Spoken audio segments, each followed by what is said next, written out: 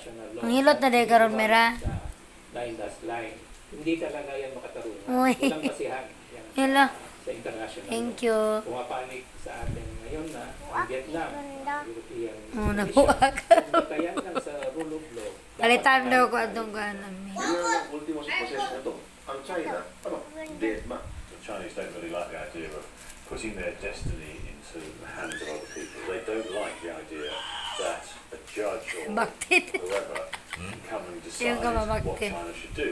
And so they don't like the idea Thank that you, this Mera. permanent court of arbitration could, in effect, sort of tell China to limit its claims or, tell it where it could or could not extract fish or oil or something. And so that's why they're not taking part in the case.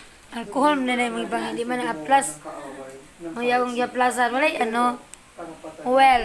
Napanindigan natin ang ating karapatan. Ha-plus yung Yan po kalit. ay importante sa isang bayan kung kanya pong nire-respeto ang kanyang